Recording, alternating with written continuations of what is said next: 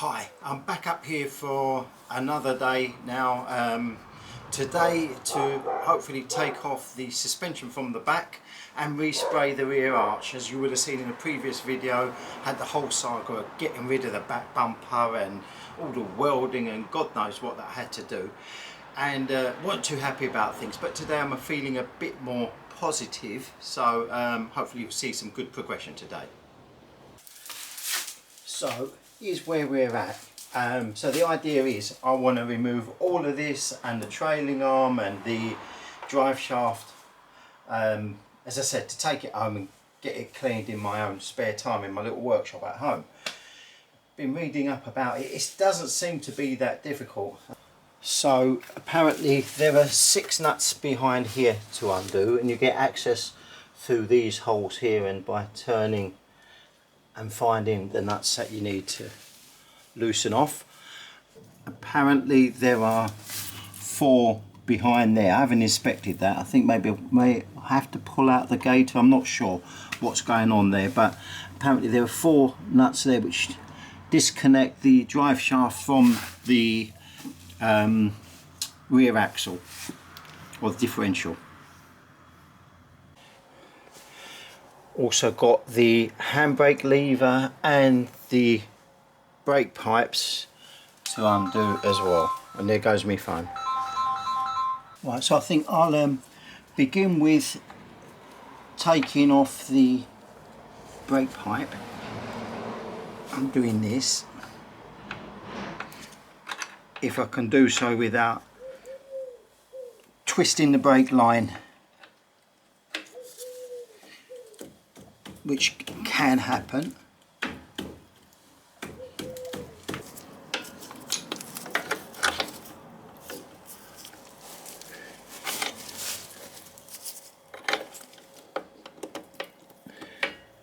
Okay, that's off, and next I'll get onto the handbrake cable, which has been held in by a pin and a split pin going through it at the bottom.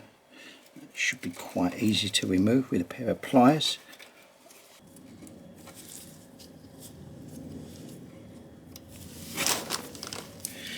That's the pin out, and I'll just put that back for safekeeping. Right, so that's kind of released those bits. The next thing I've got to do is jack up the rear wishbone and undo this connecting rod down here. Then I'll be ready to undo the bolts to pull the hub out. I've got the jack positioned to where I think it should be, and I think the idea is just to relieve some of the tension from the spring.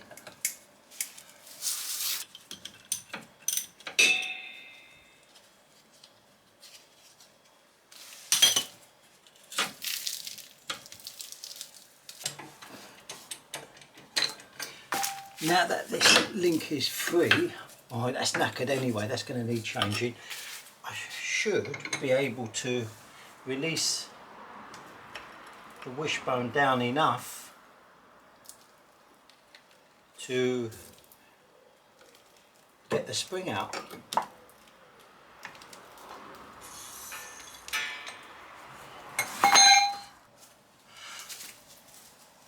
I think maybe I should have taken out the drive shaft before I lowered down the wishbone, because the drive shaft is now rubbing onto the chassis, so that's not going to make my life easy.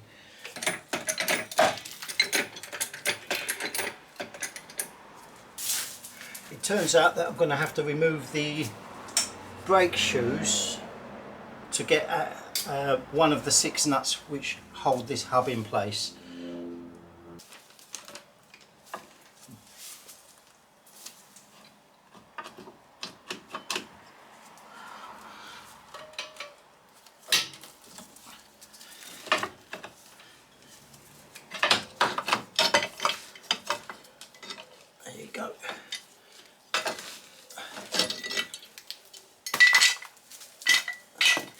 was easy enough. These actually look like quite new brakes, they're not even dirty.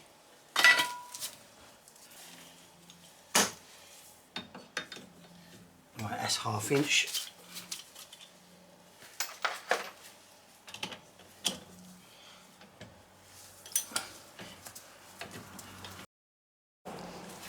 This next part, which is undoing the bolts behind here, involves me getting underneath the car, which I'm not really comfortable with, even though it's got axle stands. It makes you nervous being underneath a lump of metal like that, but nevertheless.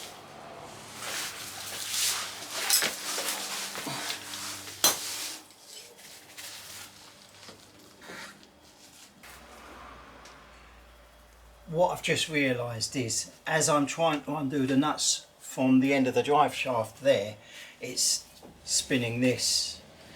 So probably would have made sense to have kept the handbrake on, the handbrake and handbrake cable on to stop it spinning. So I'm just going to see if I can lock it up somehow.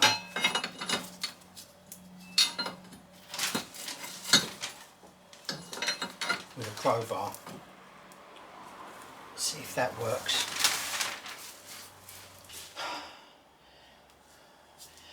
That's the 4 bolts off of the drive shaft, so it should be ready to take out now.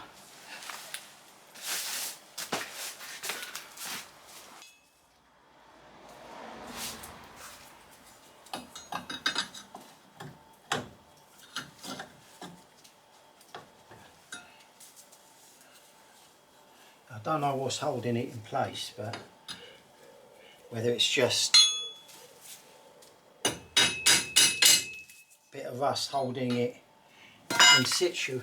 The drive shaft's come off of that end.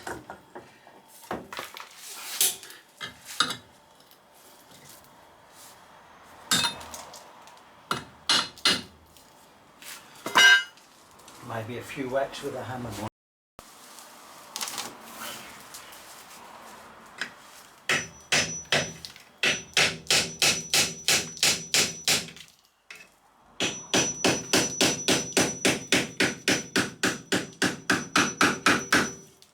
It's coming now.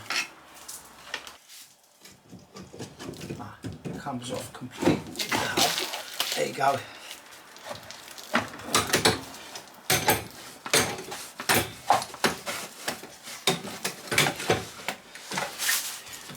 Somebody tells me I should have taken off that rubber sleeve first. There's the drive shaft out.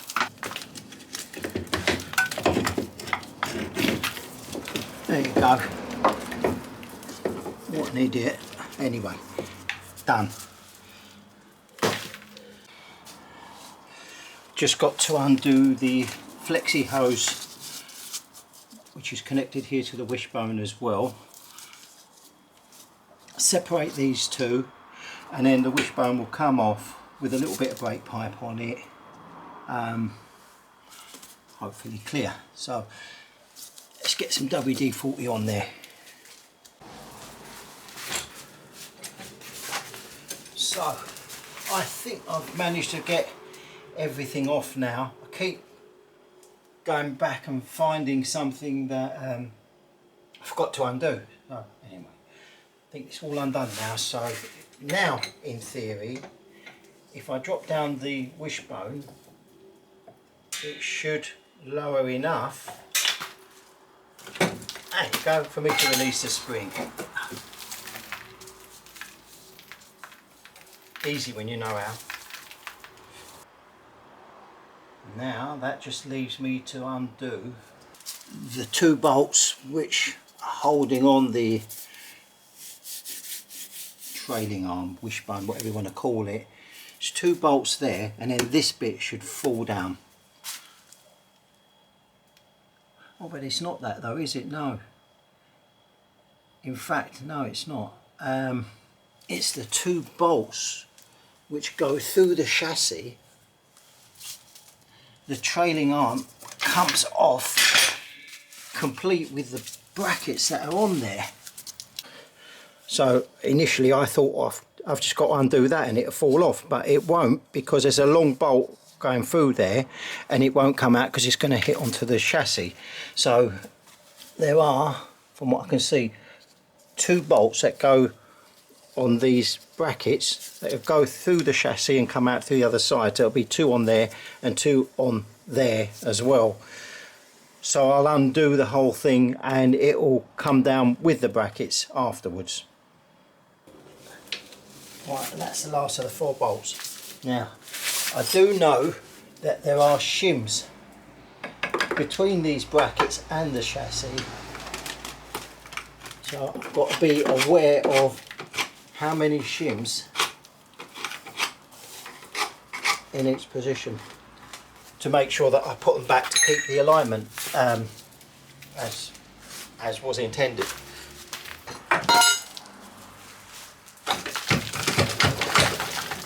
That side is free. I don't know why this side is not.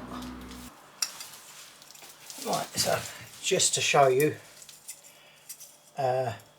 here are the shims. There's 3 on that side.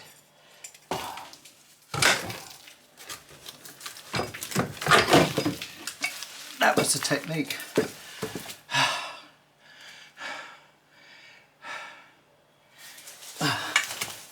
Right, so that's the trailing arm off. The chassis on this car is surprisingly good. I'm really lucky with the chassis, if nothing else, because that would have been a nightmare to have to restore. I'd have been in real trouble if I'd have needed to be welding on sections of chassis. So thank God for that. So for the damper, from what I can tell, it's just 2 nuts, one either side.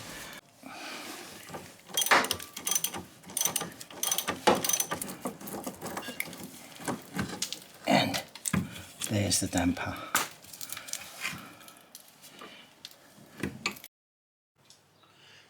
Right, I'm back home in my little workshop and I've brought home the bits that I've just taken off from the suspension, and I'm ready to start breaking them down into their sort of slightly smaller components and start cleaning them.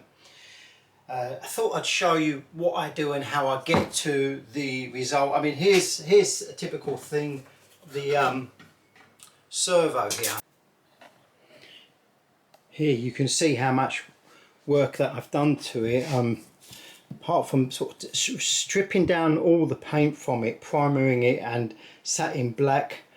Even the spacer here, the aluminium spacer, I put it on the buffer over there and got that to look nice as well. Just think that little details like that just add up into like what is a nice finished vehicle. I even sprayed the master cylinder there in gold. I don't know why, but just felt like doing it in gold. So yeah, that's the sort of level of finish that I'm going for, and that's the level of finish I'm hoping to get things like this looking at, although I'm not going to do this one gold. Well, I don't think I will anyway. My first job will be to undo these brackets from here and remove the bushes.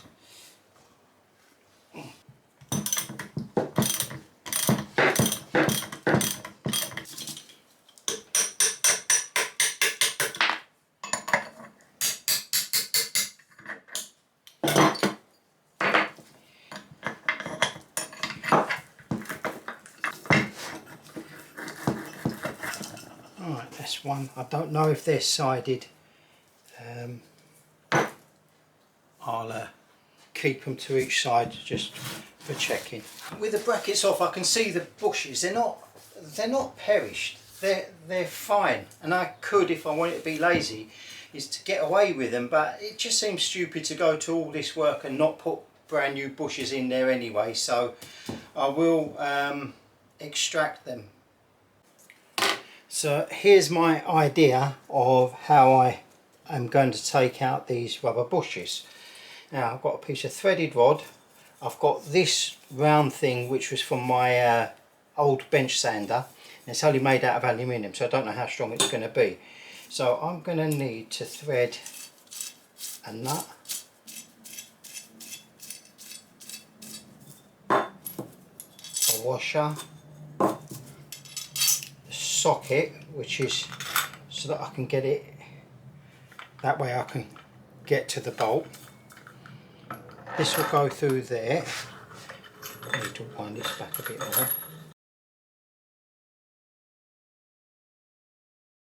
Right, so the first thing I'm going to do is scrape off, after I put these gloves on, just scrape off anything that's, well,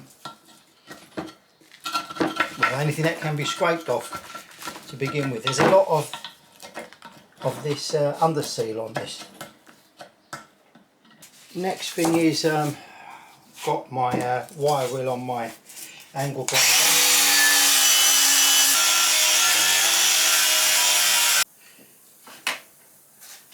After cleaning off all the loose debris, I went over it with some of this. Basically it's brick cleaner, and that just breaks down anything that's sort of dust, dirt, crust and whatever else. That gets rid of all of that, and giving it a rinse off, so you can see it's starting to look cleaner, and those streaks that you see there are now me going over it with this stuff, where are we? Geyser. And that's to break down any grease, the under seal, which is sort of tar based as well. It's basically just working it in and breaking down all the little deposits. It's a messy task, but as you can see, it's already starting to look a lot better. So this is as far as I've got up to now. All I need to do now is give it a wipe with some thinners, and I can give this an undercoat, and I'm going to spray it silver. Now I'm using this high etch primer, which is perfect for this, especially aluminium, because it bites into the metal and gives it a better, or gives the paint a better chance of staying on.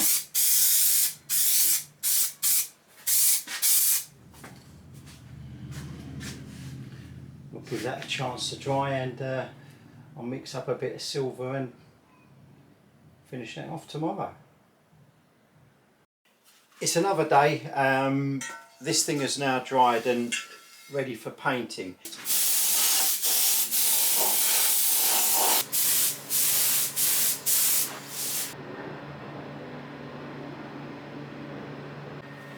Here's the finished article, and it looks really good.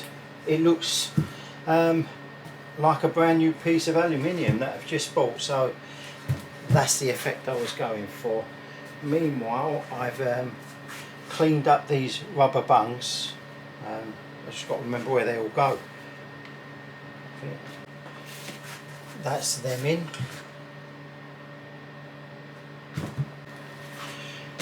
So meanwhile, I've had a delivery. This is from James Paddock, who I buy all my TR bits from. They're actually really good. If you get an order in the morning today, you'll get your delivery by tomorrow.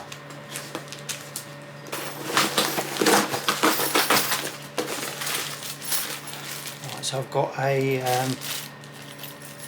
set of wing screws and washers, a set of complete set of nuts and bolts for the rear suspension. I've got the bump stops, I've got the spring cushions, whatever you want to call them. This is a set of all the rubbers and bushes that will need changing on the rear suspension. I forgot what they call this bit.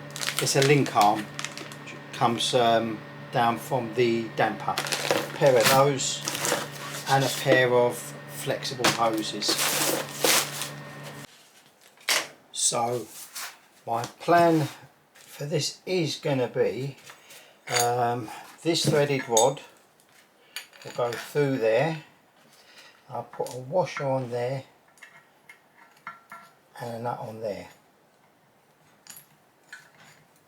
Then this sort of catch the rubber as it comes through slightly this way. I need something to go on the end of there, which in this case I'll use this socket, so that will stop it from well, it gives me somewhere to put my nut onto, basically.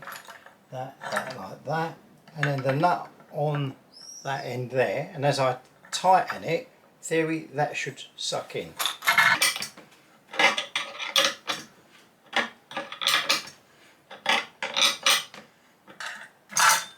Yeah, lovely.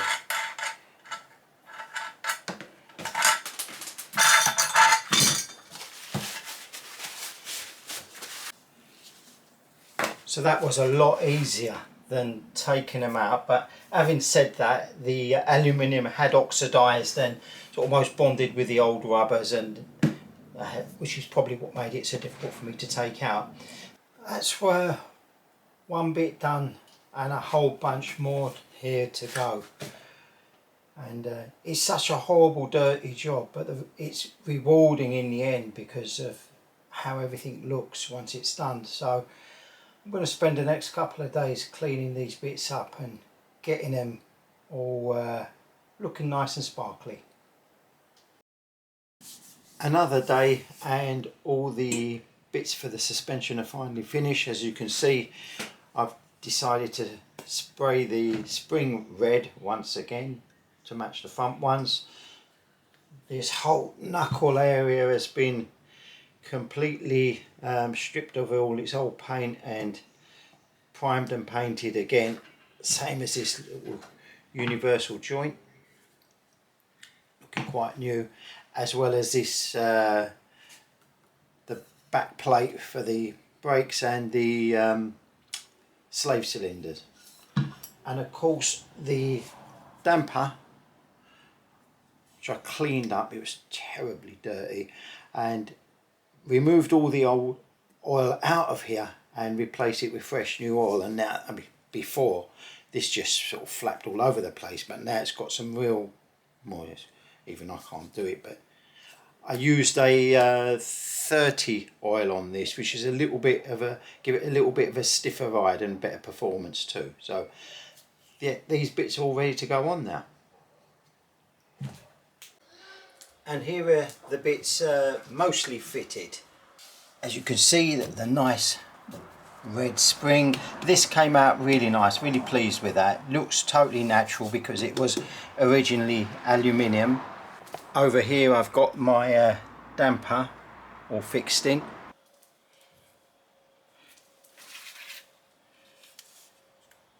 All I've got to do to finish this area off, I'm waiting for a gaiter and a boot, whatever it is, to go on the knuckle joint that comes off of the diff, and then I can set this in place, tighten all this up, and put the brakes on too. Yes, overall I'm really pleased.